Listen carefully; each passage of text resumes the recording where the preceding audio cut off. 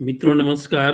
आज मैं आप लोगों को कुछ ऐसे तथ्यों के बारे में और कुछ ऐसे एविडेंस के बारे में बतलाने जा रहा हूँ जो कि विटनेस नहीं होते हुए भी इनका स्टेटमेंट बहुत मायने रखता है। उनको विटनेस कहा भी नहीं जाता है, लेकिन वह स्टेटमेंट देते हैं और वह स्टेटमेंट वैलिड भी होता है। यह ओरल भी होता है और डॉक्यूमेंट्री भी होता है। यह है क्या? उसके पहले मैं आप लोगों को बता दूं कुछ और जो तथ्य है, पहले उसकी चर्चा कर लूं कि कुछ रिलेवेंट फैक्ट है जो कि किसी भी केस के लिए बहुत ही महत्वपूर्ण हो जाते हैं। वो ओरल रूप में हो सकते हैं और वह डॉक्यूमेंट्री फॉर्म में भी हो सकते हैं। जैसे डाइंग डिक्लेरेशन में वो व्यक्ति विटनेस नहीं है। डाइंग डिक्लेरेशन में व्यक्ति जो है वो विटनेस नहीं है, लेकिन उसका स्टेटमेंट वैलिड है। सेक्शन 32 में जिसकी चर्चा की गई है, हम सेक्शन 32 से लेकर सेक्शन 32 के सब सेक्शन 1 से लेकर 8 तक में ऐसे ही परिस्थितियों की चर्चा करेंगे। ठीक है, मैं उन सारी चीजों की चर्चा ही करूंगा, फिर मैं डाइंग डिक्लेरेशन पर आ जाऊंगा। जैसे यदि कोई कन्वेंस डीड है तो कन्वेंस डीड जो बनाया गया, और सपोज करिए किसी व्यक्ति के दादा के द्वारा कन्वेंस डीड बनाया गया, वह वन ऑफ द पार्टी है और दूसरा पार्टी जो उसने लिया और दोनों व्यक्तियों की मृत्यु हो चुकी है, तब ऐसी स्थिति में क्या वह कन्वेंस डीड वैलिड होगा कोर्ट में या नहीं होगा? ये क्रिमिनल का मामला नहीं, सिविल का मामला है। तो आप जानते हैं कि कन्वेंस डीड होता है और रजिस्ट्री का जो डीड होता है वो डीड किसी भी परिस्थिति में वैलिड होता है कोर्ट में। तो वे दोनों व्यक्ति कोर्ट में मौजूद नहीं है, वो विटनेस नहीं है क्योंकि दोनों का डेथ हो चुका है। लेकिन उनके द्वारा जो रिटन डॉक्यूमेंट तैयार किया गया, जो रिटन डॉक्यूमेंट पर साइन किया गया, वह डॉक्यूमेंट जो है वह क्या है, वह कोर्ट में वैलिड है। तो यहाँ पर मौजूद नहीं होते हुए भी उनकी मौजूदगी है और उनके द्वारा जो डॉक्यूमेंट साइन किया गया वह रिलेवेंट है for the purpose of evidence. कोई विटनेस नहीं है लेकिन यह इंपॉर्टेंट है। इसी तरह से बैंक एविडेंस बुक या बैंक का लेजर, अब सपोज करिए कि कोई मैनेजर है या फिर कोई कैशियर है या कोई अकाउंटेंट है बैंक में, और उसने जो एंट्री की है रजिस्टर पे, या फिर जो उसने एंट्री की है, अब तो डेटाबेस सारा चीज हो गया है, उसने डेटा एंट्री की है कंप्यूटर पर और बाद में उसी ट्रांजैक्शन के मुद्दे पर लेकर कोर्ट में केस हो जाता है, लेकिन वह व्यक्ति मौजूद नहीं है वहां, उसका ट्रांसफर हो चुका है, तो क्या वह डॉक्यूमेंट वैलिड होगा विदाउट हिज और हर प्रेजेंस? वह डॉक्यूमेंट वैलिड होगा? तो यहाँ पर आपको पता है कि जो डॉक्यूमेंट बैंक में बनता है वो बैंक एविडेंस बुक के तहत किसी भी कोर्ट में उसको वैलिड माना जाता है और रिलेवेंट माना जाता है। यहाँ पर वह व्यक्ति मौजूद नहीं है, लेकिन उसके उस तैयार किया डॉक्यूमेंट को वो वहां पर वैलिड है। यहाँ पर आपने देखा दो परिस्थितियों की चर्चा मैंने की। एक तो है कि जहां पर व्यक्ति की मृत्यु हो गई है, लेकिन उसके द्वारा साइन किए गए डीड की वैलिडिटी जब तक डीड है तब तक रहेगी, उसका एविडेंटरी वैल्यू बहुत ज्यादा है। उसी ढंग से बैंक एविडेंस बुक की मैं बात करूं तो उसमें वह व्यक्ति जिंदा हो, वह व्यक्ति जिंदा नहीं हो, उस व्यक्ति का ट्रांसफर हो गया हो, वह व्यक्ति रिटायर्ड हो गया हो, उससे कोई फर्क नहीं पड़ता है। उस पीरियड में जो ट्रांजैक्शन हुआ है उसमें वह बैंक एविडेंस बुक या फिर वो डॉक्यूमेंट, वो एंट्री रेलिवेंट मानी जाएगी कोर्ट के दृष्टिकोण से, कोर्ट के पॉइंट ऑफ व्यू से वह इंपॉर्टेंट माना जाएगा। तीसरा, यदि कोई व्यक्ति मरने के पहले कोई स्टेटमेंट देता है किसने उसे मारा या किस परिस्थितियों में मारा, इसको हम डाइंग डिक्लेरेशन कहते हैं।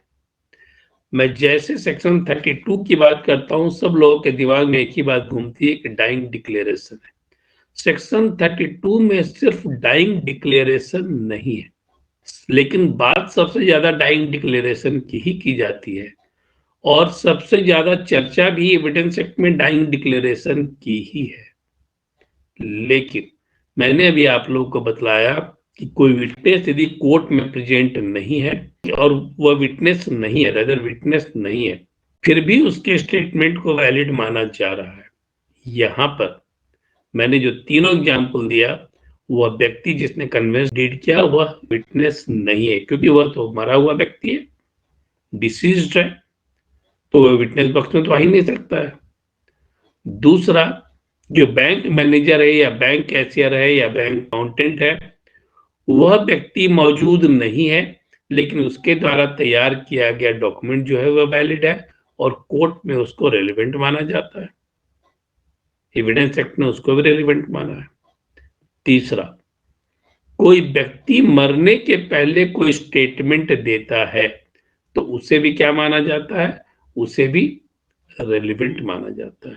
लेकिन मैं आपको यहाँ पर एक चीज बतला दूं कि ये सारा जो चीज है सिर्फ डॉक्यूमेंट को छोड़कर, दोनों डॉक्यूमेंट को छोड़कर, जो कि एब्सोल्यूट है, उसको चैलेंज नहीं किया जा सकता है। एक तो रजिस्टर्ड डीड है, उसको चैलेंज नहीं किया जा सकता है एविडेंस के रूप में जब प्रोड्यूस किया गया है, तो उसका रेलिवेंसी है या नहीं है वो कोर्ट डिसाइड करेगा, लेकिन उस एविडेंस के नेचर को चैलेंज नहीं किया जा सकता। उसी ढंग से बैंक एविडेंस बुक है, बैंक की जो एंट्री है, उसको भी इस आधार पर चैलेंज नहीं किया जा सकता है कि वह व्यक्ति ने यहाँ आकर इसकी जानकारी नहीं दी, ये चैलेंज नहीं किया जा सकता है। लेकिन डाइंग डिक्लेरेशन एब्सोल्यूट नहीं है। कुछ लोगों के दिमाग में यह रहता है कि डाइंग डिक्लेरेशन जो है वह एब्सोल्यूट है। कुछ लोगों के दिमाग में रहता है कि डाइंग डिक्लेरेशन जो है वह एब्सोल्यूट है, कि एक बार डाइंग डिक्लेरेशन व्यक्ति ने कर दिया, यदि वो डिक्लेयर कर दिया, उसने स्टेटमेंट दे दिया बिफोर हिज डेथ, तब उसे कोई काट नहीं सकता है, जबकि ऐसा नहीं। यहाँ पर सर्कमस्टांशियल एविडेंसेस को भी देखा जाता है और सुप्रीम कोर्ट के बहुत सारे जजमेंट हैं इस पर। अब दूसरा क्या है, जब डाइंग डिक्लेरेशन की बात करते हैं तो इसमें दो कंडीशन है। Dying declaration section 32 sub section 1 में इसकी चर्चा की गई है। एक चीज मैं अभी आप लोगों को बता दूं कि मैंने आप लोगों को पहले बतलाया था कि जो हियर से स्टेटमेंट होता है उसकी कोई एविडेंटरी वैल्यू नहीं है, लेकिन डाइंग डिक्लेरेशन एक ऐसा हियर से एविडेंस है जो कि एक्सेप्शन है यहाँ पर, क्योंकि डाइंग डिक्लेरेशन जब भी होगा वह हियर से होगा, यदि डॉक्यूमेंट्री एविडेंस नहीं है तो। लेकिन यहाँ पर जो डाइंग डिक्लेरेशन यदि ओरल है तो यह हियर से है। उसने किसी व्यक्ति को कहा, उसने खुद आकर कोर्ट में स्टेटमेंट नहीं दिया, उसने किसी व्यक्ति को कहा, डॉक्टर को कहा, पुलिस वाले को कहा या मजिस्ट्रेट को कहा, किसी को भी कहा, यह थर्ड पार्टी स्टेटमेंट है यहाँ पर, और यह हियर से स्टेटमेंट है जो कोर्ट में एक्सप्लेन किया गया है। तो यह एक्सेप्शन है हियर से एविडेंस को लेकर।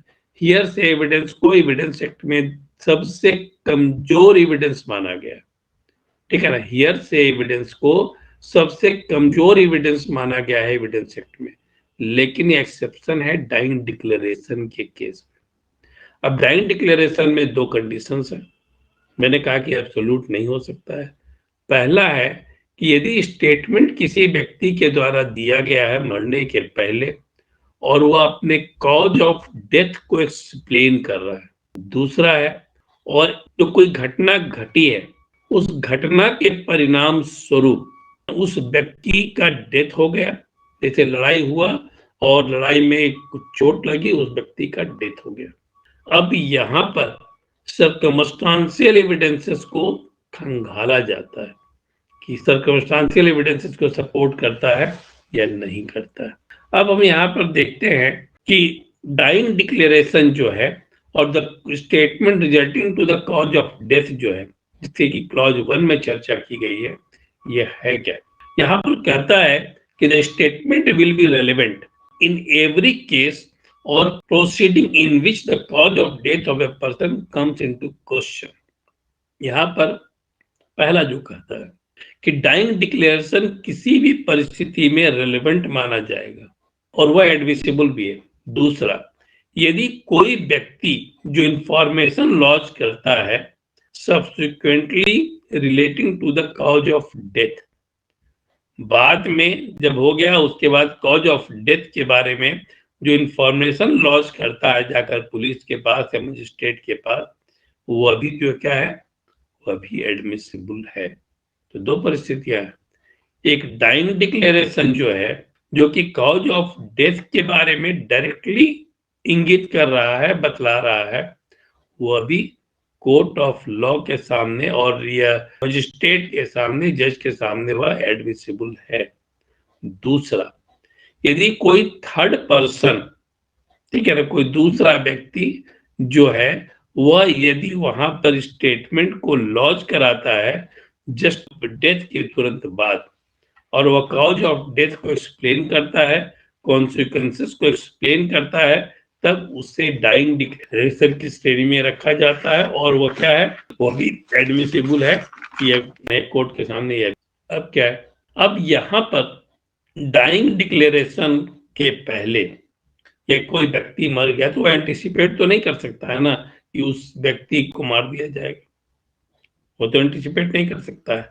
तो यहाँ पर एंटिसिपेशन जो है, एंटिसिपेशन कि वह उससे वह व्यक्ति मार देगा, यह नेसेसरी नहीं है। मतलब कहने का मतलब यह है कि सपोज करिए कि किसी व्यक्ति की हत्या कर दी गई और हत्या कर दी गई, वह उसमें दुश्मनी थी किसी व्यक्ति के साथ और उसने उसकी हत्या कर दी, लेकिन वो एंटिसिपेट तो कर नहीं रहा था कि उसकी हत्या की जाएगी। अब उसने उस व्यक्ति को पहचान लिया और तब उसने जो डाइंग डिक्लेरेशन दिया उसमें उस व्यक्ति का नाम लिया। कोर्ट में एक क्वेश्चन खड़ा किया गया, डिफेंस लॉयर के द्वारा एक क्वेश्चन खड़ा किया गया कि यह तो एंटिसिपेटेड था ही नहीं, ये तो कभी हुआ व्यक्ति न तो यह उम्मीद किया था कि उसे मारा जाएगा, तो डिफेंस तो यह स्टैंड लेगा कि उसने नहीं मारा है, और नहीं वह व्यक्ति जो कि जिसके ऊपर यह आरोप लगाया गया है कि उसने यह मारा है, उसने कोई ऐसी घटना के बारे में सोचा है। यहाँ पर यह रिलेवेंट नहीं हो सकता है। मैंने आप लोग को बहुत बार बतलाया है कि मर्डर केस में स्पर ऑफ द मोमेंट में, क्षणिक आवेश में कोई भी व्यक्ति किसी की हत्या कर सकता है, ठीक है ना। क्षणिक आवेश में कोई प्लानिंग की आवश्यकता यहाँ पर नहीं है।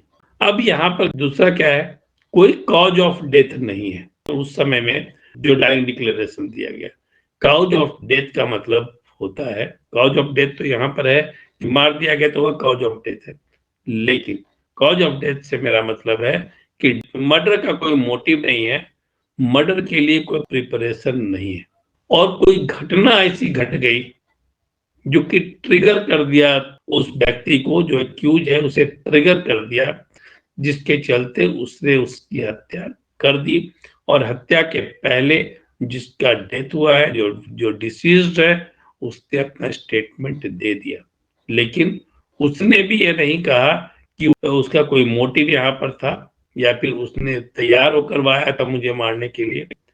उसने ये कहा कि कुछ ऐसी बात हो गई जिससे कि वह ट्रिगर हो गया, वो परिस्थितियां ट्रिगर्ड हो गई, और ट्रिगर्ड होने के बाद उसने उसकी हत्या कर दी गला रेत कर। अब चूंकि डाइंग डिक्लेरेशन है और जो ट्रिगरिंग पॉइंट है, जो ट्रिगर्ड पॉइंट है, उसकी भी चर्चा उसने की, तो यहाँ पर यह वैलिड माना जाएगा डाइंग डिक्लेरेशन। अब परिस्थितियां जो है कभी कभी डाइंग डिक्लेरेशन से ज्यादा मजबूत हो जाती है, और कुछ परिस्थिति डाइंग डिक्लेरेशन के रूप में कंसीडर की जाती है। मैंने कहा कि डायरेक्ट डाइंग डिक्लेरेशन की बात मैं नहीं कर रहा हूं यहाँ पर। कुछ परिस्थितियां ऐसी हैं, कुछ सब्सटेंशियल एविडेंसेस ऐसे हैं जिसको कि डाइंग डिक्लेरेशन के रूप में कंसीडर किया जा सकता है, और इस पर एक बहुत ही महत्वपूर्ण जजमेंट है, यह पकाला नारायण स्वामी वर्सेस इम्पेरर। यह आजादी के पहले सुप्रीम कोर्ट ने जो जजमेंट दिया है 1939 में, यह ऑल इंडिया रिपोर्टर में रिपोर्टेड है 1939 में, पीसी 47 में। यहाँ ये लैंडमार्क जजमेंट है, और आज तक 2022 तक ये पकाला नारायण स्वामी वर्सेस एम्परर का जो केस है, जिसमें सर्कमस्टांशियल एविडेंसेस के आधार को मानकर, सर्कमस्टांशियल एविडेंसेस को मानकर उसमें डेथ डिक्लेरेशन को मान लिया गया है जो सब्सटेंशियल मटेरियल है, और उसमें फांसी की सजा दे दी गई है। ये केस क्या है, इसको आप लोगों को जानना जरूरी है, और मैं उसको एक्सप्लेन कर रहा हूं जिससे बहुत सारी चीजें आपको पता चल जाएगी। पहला, ये केस है वेस्ट बंगाल का। केस कहाँ का है? वेस्ट बंगाल का है, बहरामपुर का। और यह 1937 की यह घटना है, करीब 85 साल तो हो गया, 85 साल पुरानी घटना है, और आज तक इस घटना का रेफरेंस दिया जाता है, आज तक इस जजमेंट को रेफर किया जाता है, और ये लैंडमार्क जजमेंट के रूप में सुप्रीम कोर्ट इसको बार बार रेफर करता है। अब क्या है, यहाँ पर वाइफ ऑफ द एक्यूज्ड, जिसके ऊपर मारने का आरोप है, और चूंकि आरोप सिद्ध हो चुका है, इसीलिए सिर्फ आरोपी अब नहीं है, बल्कि ये तो कन्विक्ट हो गया था और उसको हैंग भी कर दिया गया। तो वाइफ ऑफ द एक्यूज जो है वह कर्ज ली थी, जो डिसीज्ड व्यक्ति है उससे 3,000 रुपए का वह कर्ज ली थी, 18% इंटरेस्ट पर वह कर्ज ली थी। पहला चीज क्या था कि वह कर्ज ली थी, और वह व्यक्ति जो था वह एक पियन था, और वह पियन उस महिला जो डिसीज्ड की वाइफ है उसके पिता जो अफसर थे उनके ऑफिस में वह पियन था, और उससे इसने कर्ज लिया था 3,000 रुपये 18% इंटरेस्ट। क्यों लिया था इसमें मैं बहुत नहीं जाना चाहता हूँ, और नहीं हम लोग का टॉपिक है यहाँ पर। और यहाँ पर वह व्यक्ति जो था, जो डिसीज था, वह बार बार इंसिस्ट कर रहा था अपने पैसे के लिए। तब 20 मार्च 1937 को जो डिसीज्ड है उसने रिसीव किया एक letter wife of the deceased के द्वारा लिखा हुआ। जो एक्यूज की जो पत्नी है, आरोपी की जो पत्नी है, उसने एक लेटर लिखा 20 मार्च 1937 को, जिसमें उसने यह कहा कि आकर अपना पैसा ले लो। उसने वो जो डिसीज्ड है वह लेटर अपनी पत्नी को दिखलाया, और पत्नी को वह लेटर हैंड ओवर कर दिया, और वह दूसरे दिन ट्रेन पकड़कर बहरामपुर के लिए चल दिया। बहरामपुर पहुंचने के 3 दिनों के बाद उसकी डेड बॉडी मिली जनरल बोगी में, जहां पर उसको उसे 7 टुकड़ों में काट दिया गया था। मृत्यु कहाँ हुई? बहरामपुर में हुई। बहरामपुर का लिंक क्या था? बहरामपुर में उस महिला को उसने 3,000 रुपया कर्ज दिया था, और तीसरा क्या है, वो महिला चिट्ठी देकर उसे बुलाई थी कि वह पैसा देगी, और चिट्ठी देकर बुलाने के बाद उसके बाद उसका डेड बॉडी मिला, एक ट्रंक में 7 पीस में काटा हुआ उसका डेड बॉडी मिला, और ये 2 दिनों के बाद 23 मार्च को ही वह डेड बॉडी जो है वह रिकवर कर लिया गया। अब यहाँ पर जो डिसीज्ड की वाइफ है उसने इन्वेस्टिगेटिंग एजेंसी और आईओ के सामने, इन्वेस्टिगेटिंग ऑफिसर के सामने, कोर्ट के सामने वह लेटर को प्रोड्यूस कर दी। उसी लेटर को यह माना गया कि डाइंग डिक्लेरेशन है परिस्थिति जन्य। मैंने आप लोग को अभी तुरंत बताया था कि 2 ही तरह का डाइंग डिक्लेरेशन होता है।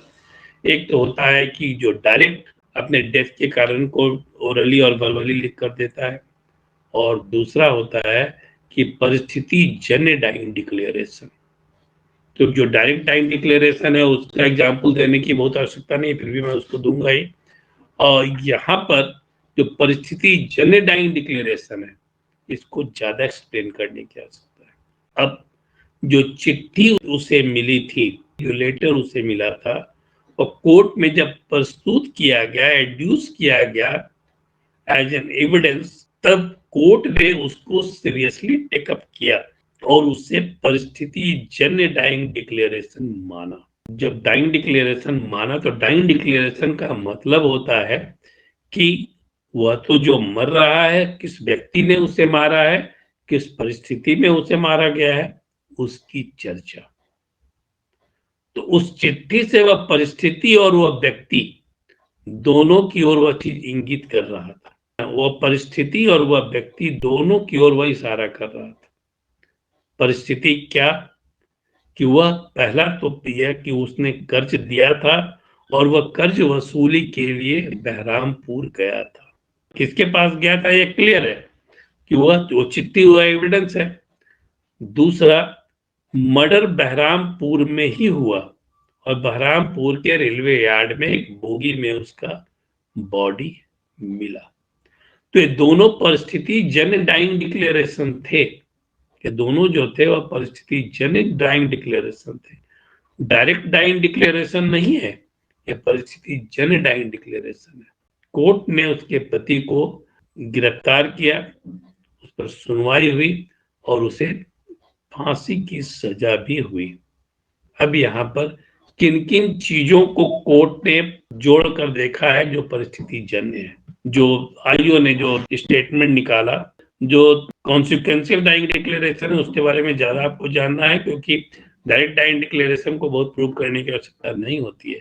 परिस्थिति जन्य डाइंग डिक्लेरेशन जो है उसको प्रूव करने की आवश्यकता सबसे ज्यादा होती है। क्या क्या पॉइंट उसने पॉइंट आउट किया? पहला पॉइंट यह कि जो एक्यूज है उसकी पत्नी जो है उसने कर्ज लिया हुआ था उस व्यक्ति से जिसे कि मार दिया गया।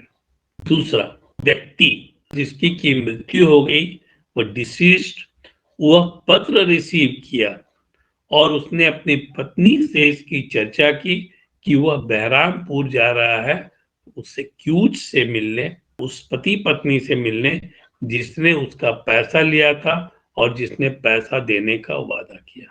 तीसरा, जो ट्रंक मिला उस ट्रंक से यह पता चला कि वो ट्रंक के मार्किंग से पता चला कि वो ट्रंक कहां से खरीदा गया था। और जब उसको अप्रोच किया गया, उससे इन्वेस्टिगेशन वहां किया गया, तब पता चला कि एक धोबी ने वह ट्रंक को खरीदा था। धोबी से जब पूछताछ की गई तो उसने यह बतलाया कि यह ट्रंक जो है वह एक्यूज पर्सन के लिए उसने खरीदा था, वह purchase on behalf of the accused person. दूसरा है कि वह व्यक्ति जो डिसीज्ड है जब वहां पर पहुंचा उसके घर पर तो उसका डिटेल डिस्क्रिप्शन मौजूद था इन्वेस्टिगेटिंग एजेंसी के सामने। वह बहुत सारे आई विटनेस थे जो जिन्होंने इसके बारे में बताया कि वह व्यक्ति यहाँ आया था, इस वक्त पर आया था। पांचवा, इसमें जो कैरी किया गया उसके घर से, उस व्यक्ति के घर में उसको मारा गया जो कि उसका कर्जदार था, उस जो कि उसने कर्ज लिया था, उस व्यक्ति के घर में उसे 60 टुकड़े किए गए, उसे ट्रंक में बंद किया गया और बंद करने के बाद जिस गाड़ी में ले जाया गया, हाथ गाड़ी या ठेला गाड़ी जो भी है, उस पे जो ले जाया गया उसे कैरी करने का, ट्रांसपोर्टेशन का प्रूफ भी उपलब्ध हो गया था इन्वेस्टिगेटिंग एजेंसी के पास। और छठा, यहाँ पर discovery of blood stain close of deceased and transportation of the trunk to the station were also proved. Discovery हो गई थी ब्लड स्टेन्स क्लोथ्स की, और कहां से डिस्कवरी हुई थी? At the house of the accused person. तो यहाँ कोई डायरेक्ट एविडेंस नहीं था, ये सारे एविडेंस जो थे वह सर्कमस्टांशियल एविडेंस थे और इन्हीं सर्कमस्टांशियल एविडेंस के आधार पर वह व्यक्ति को सजा हुई और हैंग टिल डेथ की सजा उसे दी गई। इसी केस को हम कहते हैं पकाला नारायण स्वामी वर्सेस एम्परर, यह 1939 में जजमेंट आया है, केस 1937 का है। तो परिस्थिति जन्य जो डाइंग डिक्लेरेशन है उसके बारे में आप लोगों को थोड़ी क्लैरिटी हो गई होगी।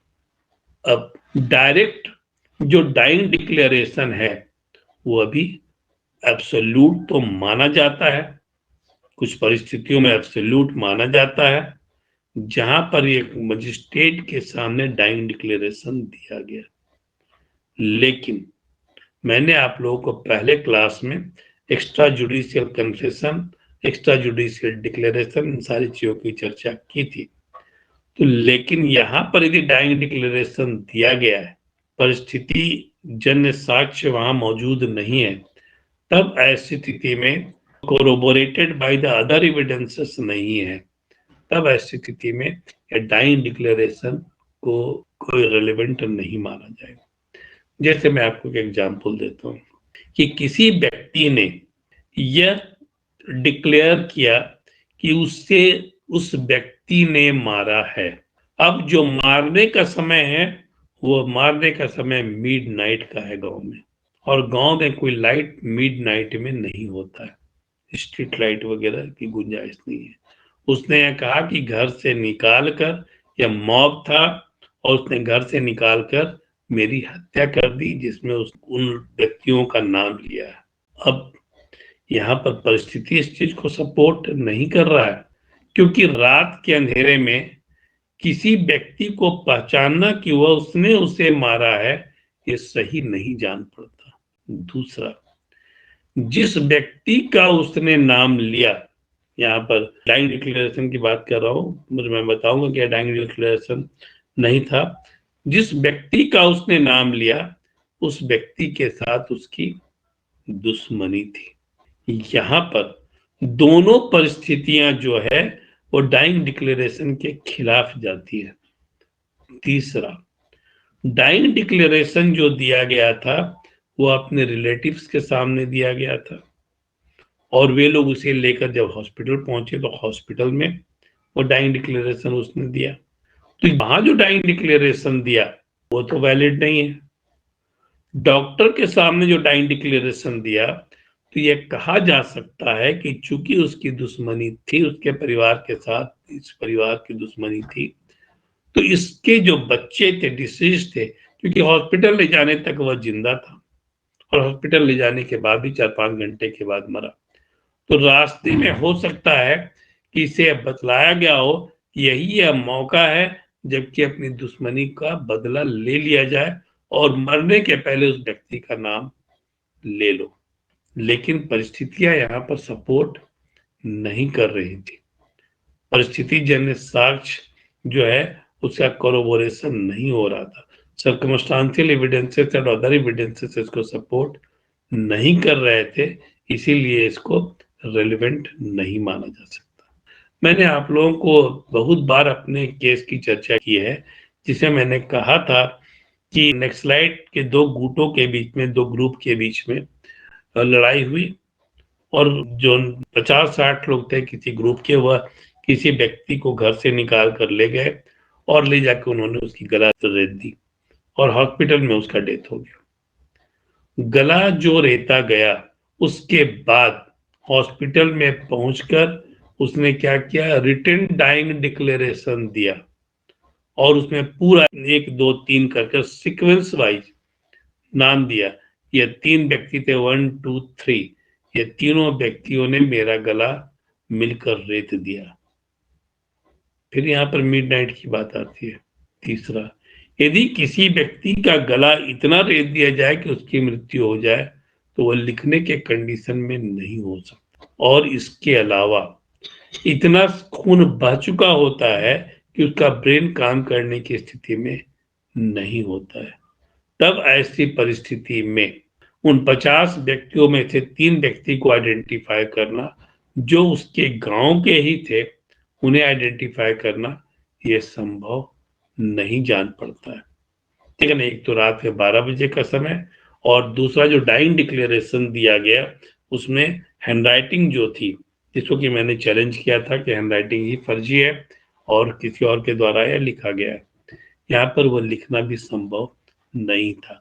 तो यह डाइंग डिक्लेरेशन चूंकि अदर एविडेंसेस के साथ कोरोबोरेट नहीं कराया गया और नहीं करता था, इसीलिए इसको डाइंग डिक्लेरेशन के रूप में नहीं माना जा सकता है, और ये कहा जा सकता है कि ये फैब्रिकेटेड डाइंग डिक्लेरेशन है और था। आज यहीं तक, कल मैं इसको और एक्सप्लेन करूंगा और इस पे जो और जो परिस्थितियां उन सारी चीजों की मैं चर्चा भी करूंगा।